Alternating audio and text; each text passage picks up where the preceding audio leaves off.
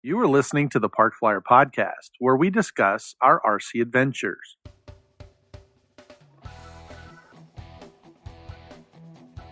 Welcome to the Park Flyer Podcast, where we discuss the ups and downs of the new RC Flyer. Join your hosts, Michael and Jay, as they take flight at the park. Now on with the show.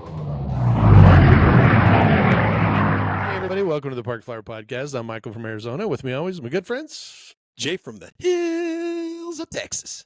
And Shannon G and Mesa AZ. and welcome everyone. We appreciate your patronage. Thank you for joining us again this week. This is a busy, the next 2 weeks are going to be really busy for us. We are excited. How busy is it? So busy. Anyway, I don't know. I wasn't prepared for that joke, but thank you.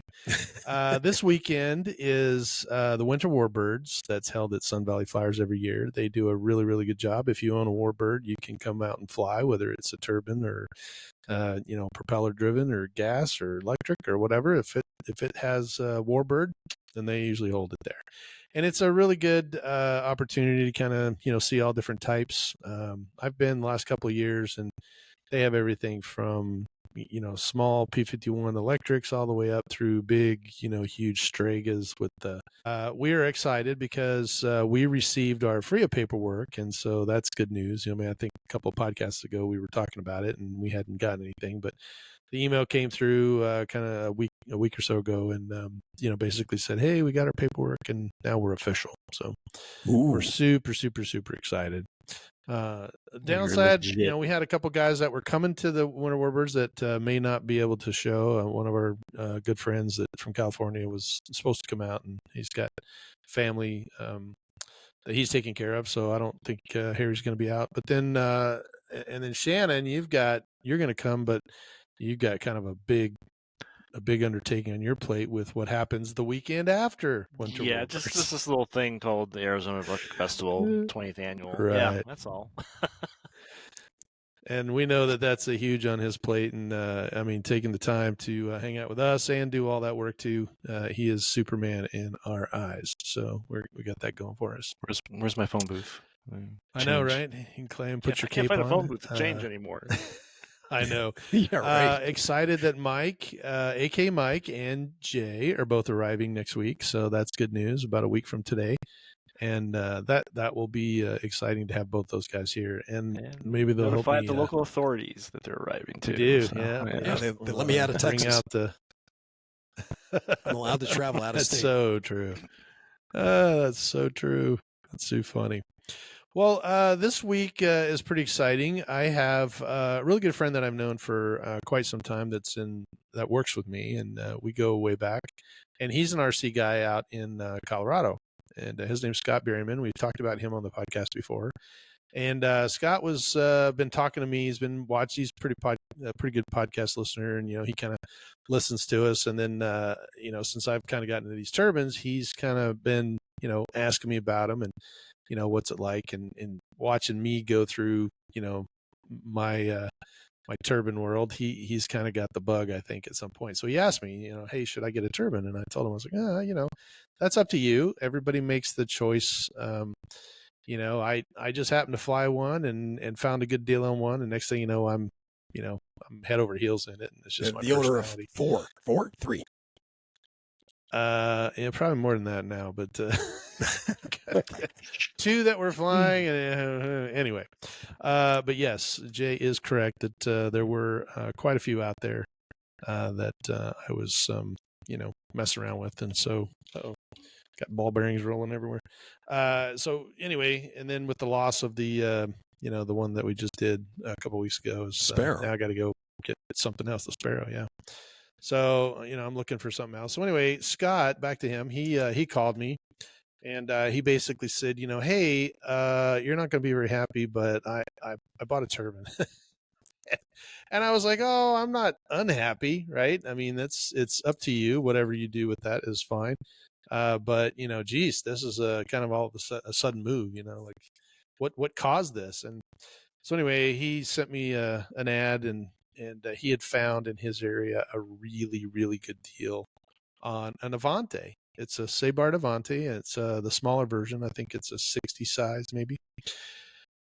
and it had the turbine and everything, ready to go. And the guy offered, was selling it for a friend or something. And then, Scott made an offer and the guy accepted. So he called me and he said, what do I do? And I said, well, it's a great looking airplane. You're going to have to, put together. He goes, no, it's coming down to your house and to your shop so you can build it. So what? He wasn't so going I to was fly it right excited there in the about that. neighborhood, right down the street, like you guys did with the L-39? Well, yeah, no doubt. I did do that. I did go down to see Scott in a summer, 2 summers ago or 3 summers ago, I think. It's been a while. And I took my L-39 and we were at a friend of his and he saw it in the car and he's like, oh my gosh, you got the L-39 with you? And I said, yeah. So I just whipped it out, stuck the battery in it and flew it right off his driveway in his neighborhood. Anyway, everybody was standing outside watching me fly over their houses. And I'm like, I hope this thing doesn't hit something, and I landed in the street behind a car. It was pretty funny. He thought that was cool. But anyway, he kind of asked me, hey, how do I get started with this? And, what's the first step? And I told him, I said, well, jumping on the, if you've never flown a turbine, it's no different than flying any other airplane. It just has a couple of different, characteristics as far as the landing, takeoff, and emergency stuff goes. And so, he started thinking about it and he said, well, maybe I should get an EDF first. And I was like, well, yeah, I have the L-39, the A-10, a couple other EDFs. So I said, you're welcome to come fly those. And he's like, yeah, okay, let me think about it. So I get this text message and it's a picture of a box sitting on my front porch. And I was like, wow, that's weird. How'd you get that photo of the box sitting on my front porch? And he was like, oh, I ordered it, an Avanti. So you can see behind me, there's an Avanti V2 from Motion RC. And it's just slightly smaller than what his turbine version is, but he had a really good plan and he decided that he's going to get this one. He's going to fly this one around until he gets comfortable with it and then move up to the turbine. So, which is a great idea. I did the same thing with the L-39. Sure did. I flew the Motion RC L-39 and then, got to take a turn on the 105 size, which is what Shannon has. Shannon's got the EDF version of that, and I flew the turbine version of that. Yeah. So I flew the turbine version that size, and then now I wound up with the Baja Hobbies, the big guy. So which flies just like the little ones. So that's a good plan for Scott. So anyway, this showed up on my doorstep, and I kind of like to go over some of the stuff today on the new because I've actually flown the old Avanti, the V1, and I liked it. I personally felt that it didn't have quite as much punch to it. It did feel a little lethargic to me, but it's a sport jet, so I didn't dislike it. I just liked the L-39 better. That was my style of airplane. But a lot of guys have the version 1, and it was a great flying airplane. And I've flown several of them. But this is the version 2, and it is amazing. It's got a lot of upgrades, and Jay and I were talking about it earlier, and Shannon mentioned the first one. The first one is obviously color scheme. And how do either one of you guys know how we got this color scheme? No. I like the version 1 because I love the yellow because it popped.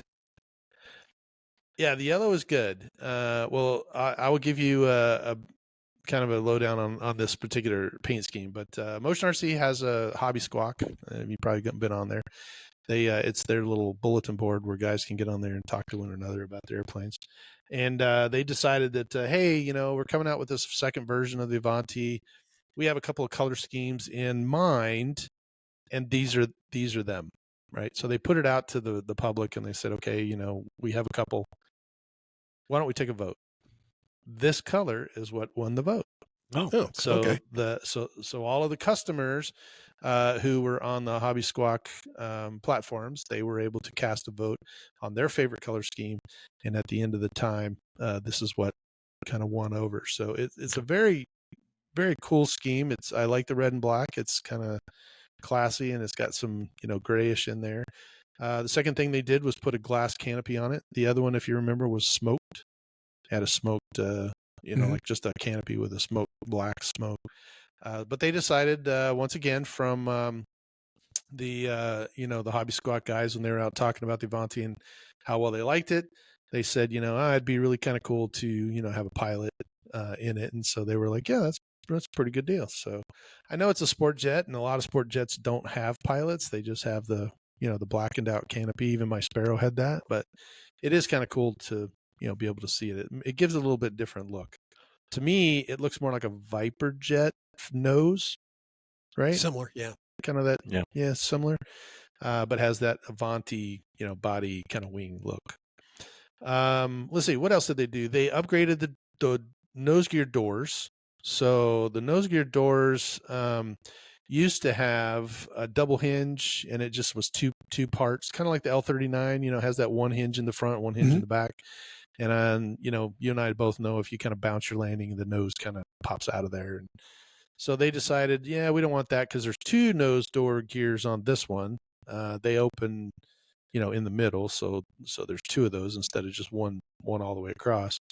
And so what they did is they put 3 hinges on it now, I think. So they put one on the either end and then one in the middle, and then they are double hinges. They're thicker hinges as well. So now they sit in there, and the doors actually close a little better, so they're not just kind of hanging. And okay. the bottom of this airplane has a ridge on it. You probably can't see it, but it's got like a thin, kind of like a body underneath it. And anyway, it comes like on the L39, it's actually round, kind of like the F-16. It's got kind of a round body on the bottom, but this one actually comes down and then it kind of makes a point. And it was, the old version was really soft there, so if you set it down in your trailer or on the table, or if you push down on it, you could dent that little body strake that went down the middle. And the doors were supposed to match it, so the doors actually have this little curvature to them, and then when they close, they're supposed to line up with this little body strake. And so when the doors didn't close very well, it kind of caused some flutter in the gear doors. But now they fixed the gear doors, and on the body strake they actually put a piece of wood down that piece, so now it's got some strength. If you set it down, there's actually wood there now instead of just being soft foam where it kind of just will get dented or whatever. So that's kind of exciting, and it worked out really well because I knew the first one didn't have that, and I was real soft on this one. I pulled it out and I made sure I had some foam sitting down there. I was like being real soft with it, and I'm like about to put it all together for Scott. And then when I flipped it over and started looking at it, I was like, hey, wait a second. And I tapped it like this. I was like, that's a lot harder than I remember, And so anyway, I jumped online to look, and sure enough, they had this metal. One of the other things they did, speaking of the nose gear, is they shortened it. One of the complaints that I had when I flew it, the L39, and I like a little bit more tail heavy airplane anyway, but my L39, when it landed, had a little bit more nose up. So hitting the nose gear wasn't really always an option, right? But this thing has split flaps, and in split flaps, you come down with a little bit more nose down. So guys would hit the nose gear, and it would get this pilot induced oscillation down. I think at the EF, a couple of guys had that happen where they bounced it down the runway. Yeah, boing, boing, looked like a pogo stick. Well, in this version, they shortened it. So now it has a nose down, with the split flaps, but when you go to flare, the nose is actually not going to hit first. And if you do hit it, it's a trailing wing gear, so it doesn't do this little bouncy down the runway. So that was a fairly good, improvement. And with the trailing link gear, and they're shock absorbing, so they look exactly like the L39. So for Jay, this one is very grass friendly. You can fly it off your grass field. Well, that's good, because that's why I love the L39. When you got that for me, was because it doesn't matter whether it's paved or grass; it acts the same, and I love it. Yeah, and it does really really well. So and takeoffs and landings. So that's kind of cool. Let's see, what else did they do? They changed out the flying surfaces, because before, I'm sure Shannon kind of knows this, but in some of the older versions of the of the Motion RCs, they had like little plastic ball links, right? They had a little plastic piece, and it had and that would break if you got bouncing, or if you had a hard landing or whatever sometimes. And I actually had that happen. I think Jay and I talked about it on a podcast a year or two ago, where the ball link on my elevator broke, and I only had the one elevator. I was out there flying around, and I'm like, hey, something's wrong with this plane. And when I came down, the elevator just laying there, linkage is just hanging. It's still attached because it's screwed on one end, but it was just hanging. And the little, single or the little plastic piece was broke. And so now they've moved to a little bit stouter. I think it's a brass. It's a brass ball link instead of the plastic. Oh, and nice. so it's a much nicer, much cleaner, and a little bit heavier. So that's good. So yeah, so far, just the things I've mentioned are huge improvements. Even though they're tiny, they're big enough that they make a difference. They put the CG markers on the bottom of the wings now. If you flip it over, it actually has a dot in the foam and it says CG. So you don't have to look for it anymore. You know exactly where it is, and you can just either, put your CG meter, or you can put your fingers. Yeah, the AL37's like that too. Mm-hmm. Yeah, and I think that's something new that they did, but it's definitely on this one versus the other one. So, and I think it's a great idea, because when you get out to the field, moving that battery back and forth, some guys like it a little nose heavy, some guys that like it a little tail heavy. And I will tell you that Motion, I went back and looked at some of the stuff, and Motion actually did 3 flights on this with a 4,000, 5,000, and 6,000 milliamp batteries. Oh, and I watched all 3 flights. There's a huge difference in battery weight, but the airplane pretty much flew the same. Now the times were a little bit different. And the airplane on a 4,000 milliamp, this thing had like unlimited vertical. It just was like, boom, gone. But it was really tail heavy, right? Because it's a lighter weight, and they had to move this lighter battery forward. 6,000 milliamp, it was a little heavy. And I think Jay can probably tell you, from me going down there and flying his batteries, he's got some 5,500, some 5,000, 4,000. You can definitely tell the difference with that 55, right? Or 6,000, whatever that battery is. It's got a lot more downhill run because it's, weighted in the front, and we have to kind of push it. That's one of the problems with the L39 is that the box, where the battery goes, the bay it's just a little too short. You know what I mean? I mean, it's great for, 4,500's perfect, right? Or whatever. But, like I said, I had found a great deal on that 5,500. And I'm like, 5,500, a little bit more time. And, the C rating's great. It shouldn't be that much of a difference. And oh boy, you could tell when you put that thing in a clunk. So I only fly it when it's super, super windy out. then it all evens out. It definitely helps, but it would be nice if I had a little bit more room to move that battery back and forth. So, yeah, and that's an excellent point. And this one here, the battery bay is a little bit wider, a little bit longer, so you can accommodate different size batteries. So that's kind of nice. And the battery tray is kind of tapered, so that makes it really nice too. And but anyway, so so some of the other things that they did is one of the things on my L39 that I've had to kind of address is that it has 3 pin hinges in it. That's it, right? And on occasion, if I get really rock and rolling and I pancake it in or do something stupid where I've cartwheeled it, but that's usually where it tears, right on the edge of that elevator. One of those pins will loosen up, and then the elevator starts fluttering, and then you're kind of like, man. So on this particular one, they added more hinges. So now I think there's 4 or 5 of them in there, and they're smaller, but they're more of them, and so it gives it much more adhesion, even though it's EPO foam and it's still kind of attached to itself. The hinges in there actually keep it together, so it's really nice. I was pretty impressed with that because it's one of the things that I was always griping about is that I only got 3 hinges in here, and they're really tiny pin hinges. But that's a good upgrade, especially for Mike. especially I have a quick question for you. So I remember when those things came out, the first version had a cheater hole in the bottom, didn't it? Yep, sure did. Because the inlets were kind of small. Does this one use a cheater hole, or did they improve that? Nope, they did improve okay. it. Wow. Okay, yeah, good. so that was another thing that they kind of looked at. They painted everything. So on the first one, it was like you said you liked it because it was yellow and then white, right? Mm-hmm. But the white was bare foam. Yeah. And so we all know that in Arizona we put it out there in the heat and it starts to gator, right? It goes ping, ping, Happens ping, here ping, in Texas too. Imagine that. Right. Well, they painted everything. So now instead of having bare foam, it's painted white. Ah, good.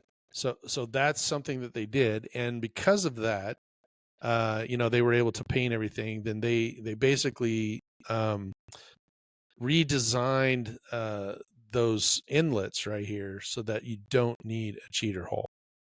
Oh, So good. they optimized the ducting here and actually made it a little more narrow on the inside so that it pulls in a little bit more air. So it's a little fatter, but yes, you are correct. It doesn't have the cheater hole, and then it doesn't have any white foam. So both of those items are really an upgrade for the for the Avanti.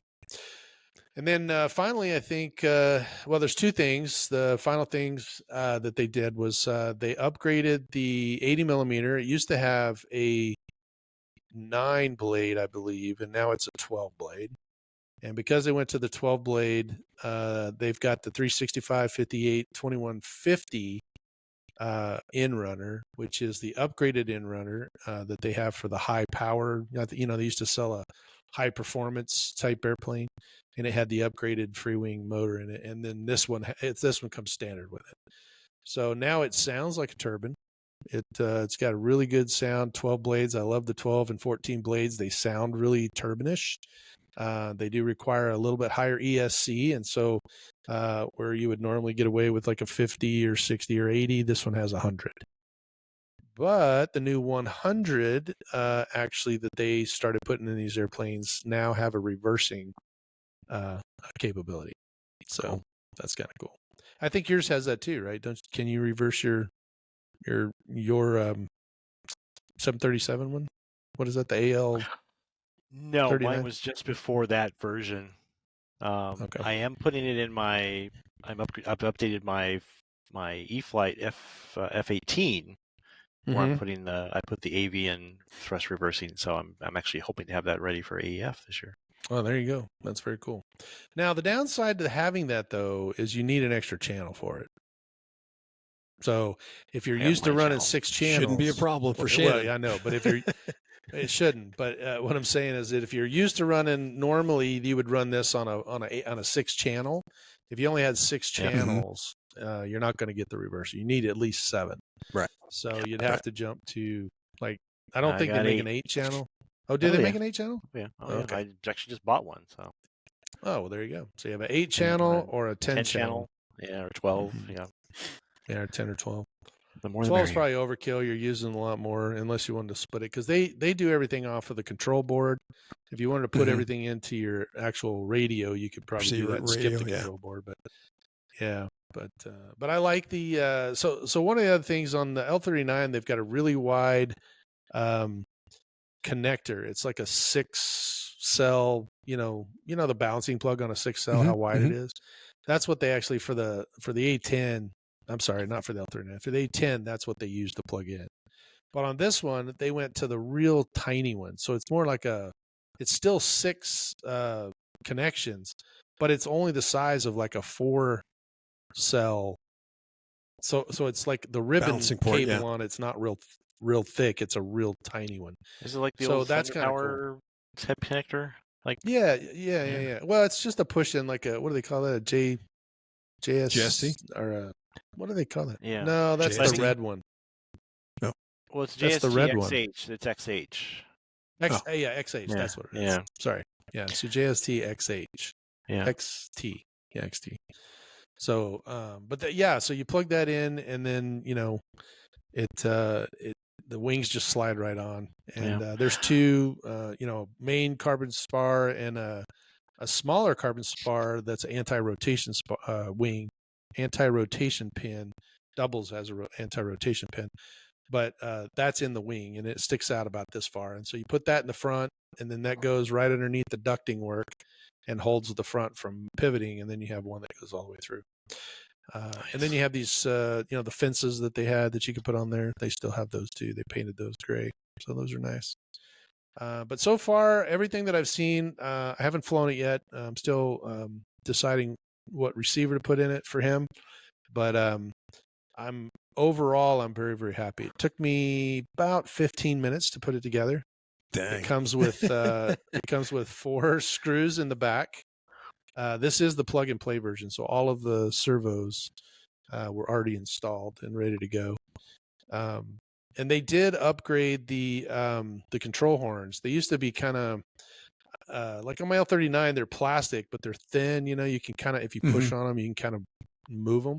But these are really stiff. I don't know what they changed. They're thicker. It seems like they're a little thicker. So if you moved it, you're going to tear the foam. You're not going to be able to just move the actual control horn itself. But 4 screws to hold the lower elevator, and then there's 2 screws in the front of the horizontal stabilizer, and then 2 screws in the back that actually hold it together. What I did notice, and I will tell you, if you probably already own these if you're listening to us, but if you're looking at getting one, make sure that the tail section is fully seated.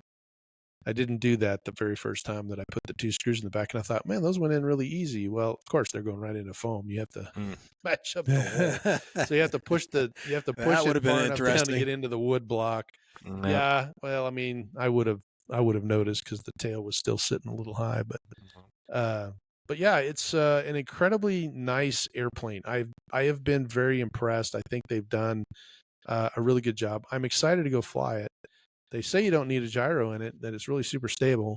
But I'm trying to decide if it's something for him, if I want to put one in, or not.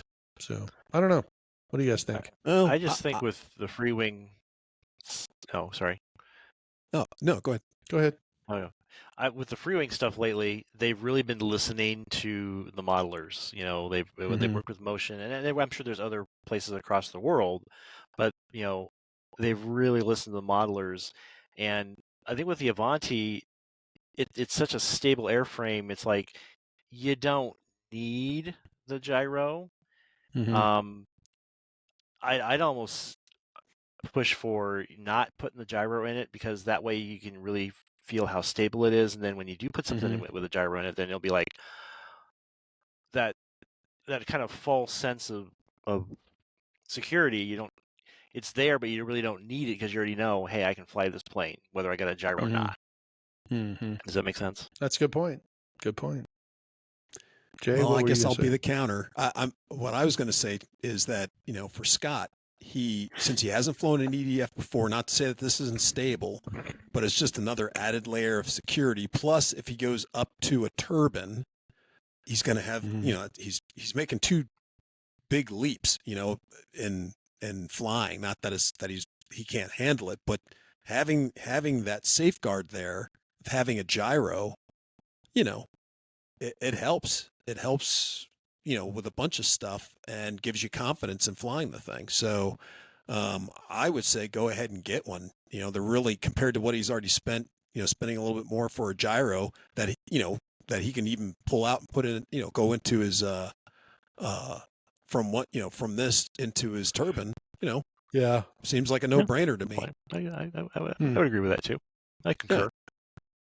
Yeah. All right. Well, those are good. Good food for thought. What radio does he use? What radio system does he use? He's got a Spectrum DX9. So okay, so you could go with, any of the Spectrum AS3X ones. I could. Yeah. Yep. Yeah. Yeah, I could do that, or I thought about, I got a Lemon 10 channel I could do in there, and just a cheap one that we throw in there. But and I actually have a hope you can't see it, but I have a box of demons sitting down here. It's got a bunch of them in there. And I could throw a demon in there, and then, like Jay said, I thought about it, and then take it out and put it in, to his turbine, and then he would have the same settings and everything, because you're just taking the gyro portion out. Like I would use it. I could do it on this one as a receiver, but I could do a receiver and a gyro as well. But I don't know. I talked to him about it, and he was like, I told him the pros and cons, and he asked me why I fly with them, and I said, well, I can fly with or without it, right? Because so Shannon's correct in the fact that if I did fly without it, it's probably pretty stable. I could probably have no problems. But what I like about the Demons and the gyros themselves is they make a lighter airplane fly heavier. And when you have a heavier airplane, it feels more scale to me because I'm used to flying bigger airplanes.